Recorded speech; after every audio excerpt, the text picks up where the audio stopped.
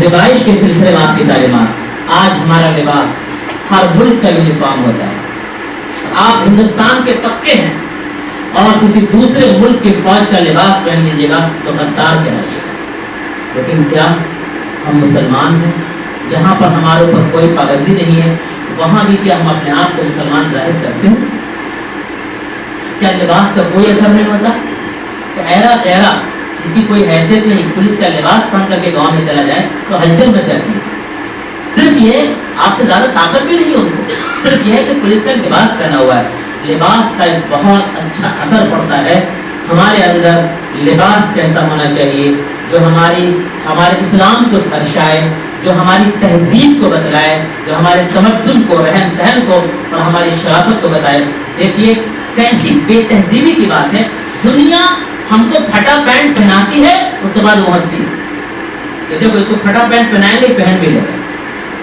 दुनिया इस बात पर हंसती है कि हमारे बाल उतने अच्छे काले नहीं हो सके, लेकिन हिंदुस्तान के नौजवानों के बाल को हम लाल कर देना, वो लाल कर रहा है। दुनिया इस बात पर हंस रही है कि मुसलमान सूअर से सबसे ज्यादा चिढ़ते हैं, उसके बावजूद हम मुसलमानों के सर पर खंजीरी कट बाल से जाते हैं। जो बाल बीच में खड़ा रहता है उसका नाम अरब में खंजीरी कट है, सूअर कट। तो दुनिया इस बात पर हंसती है। हम इसको जैसे चाहेंगे वैसे करवा देंगे। तो क्या हमारी जिम्मेदारी नहीं बनती है कि लिबास के सिलसिले में आप सल्लल्लाहु अलैहि वसल्लम ने क्या हिदायत दी? हमारे पास बच्चियां आती हैं और देखिए लिबास के सिलसिले में उसूल ये है कि लिबास में हमारे जिस्म का सिर्फ साइज नहीं छुपना चाहिए, बल्कि हमारे जिस्म की साख्त और बनावट भी छुपनी चाहिए। एक बात ये। दूसरी बात यह है खास तौर से बदन में जो पर्दे की जगह है, पर्दे की जगह पर बदन में कपड़ा लटका हुआ होना चाहिए। इसीलिए जब ये कुर्ता आप पहनते हैं, हमारे लिए नाम से लेकर के घुटने तक का हिस्सा ये पर्दे की जगह है। ये उलमाए किराम बुजुर्गाने दिन के जो कुर्ता चला है वो इसलिए ताकि पर्दे की जगह में कपड़ा लटका हुआ नजर आए, ताकि बदन की साख्त और बनावट नजर नहीं आए।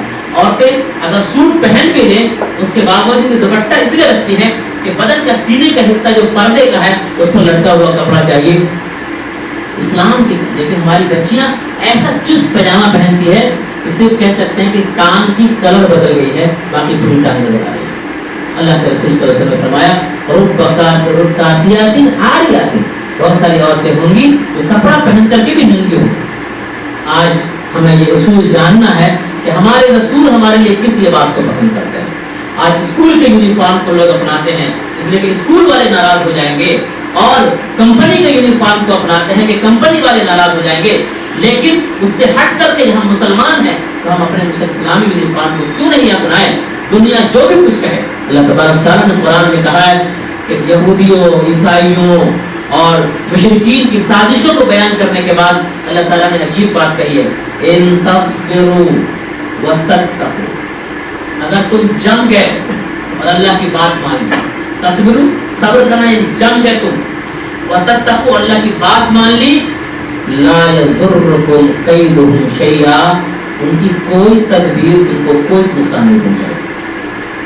ये मेरा कहानी है और आज हिंदुस्तान के हालात को देख करके अल्लाह नहीं कह रहा है, कि पहले से अल्लाह ने कहा हुआ है इन तस्बिरू, अगर तुम जम गए, व तत्तकू और तुमने अल्लाह की बात मान करके जिंदगी गुजारी, ला यज़ुर्रुकुम कैदुहुम शैअन, उनकी तदबीरें एनआरसी और फला शैअन जर्रा बराबर भी तुमको नुकसान नहीं पहुंचा सकती। फर्क क्या है? हम भूल जाते हैं, हम परेशान हो जाते हैं, हम उलझन में मुब्तला हो जाते हैं और जो काम करना चाहिए वो नहीं। मैं एक बात और यहाँ पर अपने उन्वान से हट करके बता दूं, अल्लाह ताला ने जब इंसान को भेजा दुनिया में भेजने पर सबसे पहला जुमला अल्लाह ने कहा, कुल नहबितू, उतरो जमीन पे जाओ, ए आदम, ए हव्वा, ए इब्लीस, सब जमीन पे जाओ। और उसके बाद पहली खबर इंसान के बारे में यह है, बाज़ुकुम लिबाज़िन अदुव्वुन, उनमें से एक दूसरे के दुश्मन हो गए। दुश्मनी तो अल्लाह ने उसी दिन लिख दी, दुश्मनी तो होगी, लेकिन करना आपको क्या है? आपके करने का काम अल्लाह ने बात बताया। जैसे 5 सवा 5 हो जाए तो सूरज तो डूबेगा, उसमें अफसोस की क्या बात है? अगर सूरज नहीं डूबेगा तो आपको अफसोस होगा, पता नहीं क्या हो गया। सूरज को डूबना है, डूबेगा। असल आपको ये देखना है कि आपको करना क्या, आप चराग जलाएंगे, روشنی جلائیں گے، بلب جلائیں گے، روشنی کا انتظام کریں گے آپ، یہ آپ کا کام ہے۔ اور آپ روشنی کا کوئی انتظام نہیں کیجیے، چوک پہ جا کر احتجاج کیجیے تو آپ کو پاگل کہہ کرتے۔ اللہ تبارک تعالیٰ نے کہا قلنا بھی اترو زمین پر، بعضکم لبعض عدو، تم ایک دوسرے کے دشمن ہو گئے۔ اس میں کوئی شک نہیں کہ دشمنی ہوگی اور قیامت تک ہوگی، یہ دشمنی کبھی ختم ہونے والی نہیں ہے۔ اللہ نے جو کام بتایا وہ ہے فَإِمَّا يَأْتِيَنَّكُم مِّنِّي هُدًى، بس اگر آ جائے تمہارے پاس میری جانب سے ہدایت، قرآن حدیث، فَمَن تَبِعَ هُدَايَ، تو جس نے میری ہدایت کی پیروی کر لی، بات مان لی، اس کو لے کر کے چلا، فَلَا خَوْفٌ عَلَيْهِمْ وَلَا هُمْ يَحْزَنُونَ، اس پر کوئی خوف نہیں، کوئی بات نہیں۔ اگر اس وقت مسلمان خوف میں مبتلا ہیں تو سمجھ لیں کہ فالٹ کبھی کرنا۔ اللہ نے کہا فَمَن تَبِعَ هُدَايَ، تمہارے پاس ہدایت آ جائے اور اس ہدایت کی پیروی کر لو، مان لو، تو تم پر کوئی خوف نہیں۔ ہمارے نبی صلی اللہ علیہ وسلم کے ذریعے اس ہدایت کو مکمل کر دیا گیا اور ساری چیز ہمارے پاس موجود ہے، اس کے باوجود اگر خوف میں، دہشت میں مبتلا ہے اور ہم کچھ نہیں کر رہے ہیں، دوسرے کے کرنے کا انتظار کر رہے ہیں، تو ہمارے رسول نے ہم کو یہ زندگی نہیں دی تھی۔ ربیع الاول کے موقع پر ہمیں یاد کرنا ہے کہ ہمارے رسول صلی اللہ علیہ وسلم ہمارے لیے کیسی زندگی چاہتے ہیں اور زندگی کو گزارنے کا اگر عہد کرتے ہیں تو گویا کہ ربیع الاول ہم صحیح سے منا رہے ہیں۔ آگے دیکھیں نکاح کے سلسلے میں آپ کی تعلیمات، نکاح کے کارڈ پر لکھا رہتا ہے النکاح من سنتی، نکاح میری یعنی رسول پاک صلی اللہ علیہ وسلم کی سنت ہے۔ آپ نے دیکھا کسی کو کہ 2 رکعت سنت پڑھنے جا رہے ہیں تو پہلے پٹاخہ پھوڑ لیں؟ نہیں۔ آپ نے دیکھا گانے بجانے کے ساتھ سنت پڑھتے ہوئے؟ نکاح کو بھی واقعی اگر سنت مانے تو سنت ادا کرنے کے لیے پٹاخے کی ضرورت نہیں پڑتی ہے، سنت ادا کرنے کے ڈھول باجے تاشے اور گانے کی ضرورت نہیں پڑتی ہے۔ نکاح کو نکاح کی طرح کیا جائے۔ اس وقت مسلمانوں کی بربادی کا بڑا ذریعہ شادی بیاہ میں فضول خرچی ہے۔ کتنے لوگ برباد ہو گئے، کتنے گھر اجڑ رہے ہیں، کتنے لوگ سودی قرض میں ڈوبے ہوئے ہیں، اور آپ کو لگتا ہے کہ ہمارے پاس پیسہ تو ہم خرچ کریں۔ تو شادی بیاہ کے سلسلے میں آپ صلی اللہ علیہ وسلم کی تعلیمات کیا ہیں؟ اس وقت مسلمانوں کو سمجھنا اور اس کی تحریک چلانا اور اس پر عمل کرنا ضروری ہے۔ اگر مسلمان نہیں سدھریں گے، اسی طرح سے کرتے رہیں گے تو ظاہر سی بات ہے پھر اگر تم نہیں بدلو گے تو تم کو کوئی نہیں بدل سکتا ہے۔ وَإِن تَتَوَلَّوْا، تم نہیں بدلے يَسْتَبْدِلْ قَوْمًا غَيْرَكُمْ، اللہ دوسری قوم کو اس کام کے لیے کھڑا کرے گا، کام ہو کر کے رہے گا۔ قیامت تک اس دین کو چلنا ہے، یا تو تم چلاؤ یا کسی اور کے ذریعے چلائے گا، لیکن اللہ چلائے گا۔ بہتر ہے کہ اللہ ہمارے ذریعے چلائے۔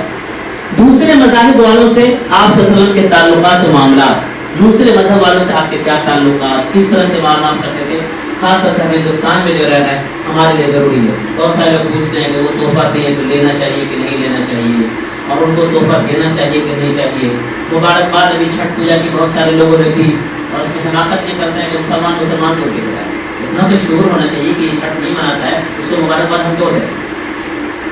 اگر آپ سوشل ورکر ہیں اور ایسا ہے کہ سب سے تعلقات ہیں، ایسے وقت میں دیجیے، آپ دے سکتے ہیں مبارکباد آپ ان کو، کیونکہ پوجا پاٹ میں صرف شریک نہیں ہونا ہے۔ تو اس وقت ہمارے دوسرے مذہب والوں سے ہمارے تعلقات کیسے ہونے چاہیے، یہ وقت کا سلگتا بہت اہم موضوع ہے، اور اس پر آپ کے سامنے انشاءاللہ بیان ہوگا۔ آپسی معاملات کے سلسلے میں آپ کا طریقہ تعلیمات کیا ہے، تجارت کیسے کریں گے، ہدیہ گفٹ لینے کے بارے میں کیا آپ صلی اللہ علیہ وسلم کی تعلیمات ہیں، اور جو پینا دیتے ہیں ایک دوسرے کو اس کے بارے میں کیا تعلیم آپ صلی اللہ علیہ وسلم کی، اور کسی کو یوں ہی پیسہ دے دیا تو اس کی کیا تعلیم آپ صلی اللہ علیہ وسلم کی، اور رسم و رواج جو شادی بیاہ میں چلتا ہے، جو بھی آپ لین دین ایک دوسرے سے معاملات کرتے ہیں، انشورنس کا مسئلہ کیا ہے، اور بینک میں پیسہ رکھنے کا مسئلہ کیا ہے، اور چٹی فنڈ چلتا ہے اس کا کیا معاملہ ہے، نیٹ ورکنگ مارکیٹ کا کیا معاملہ ہے، جو آپس میں جو معاملات کرتے ہیں اس سلسلے میں آپ صلی اللہ علیہ وسلم کی کیا تعلیم ہے، اس پر انشاءاللہ گفتگو ہوگی۔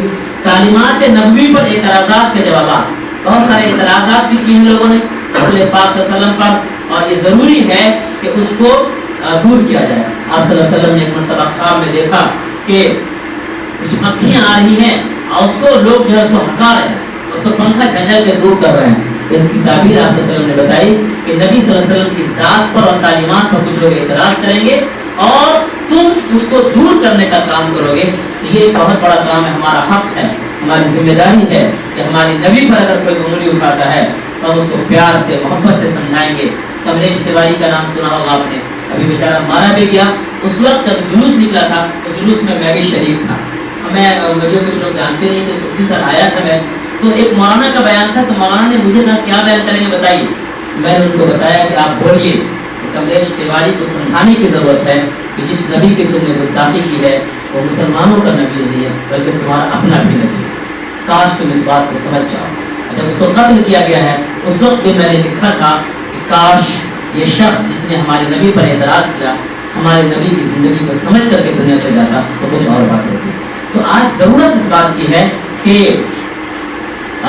تعلیمات نبی پر جو اعتراضات کرتے ہیں اس کا بھی جواب اچھے انداز میں اور مدلل انداز میں اور مثبت انداز میں بغیر کسی جھنجھلاہٹ کے اور بغیر کسی سمجھے کہ منفی انداز کو اختیار کیے بغیر تعلیمات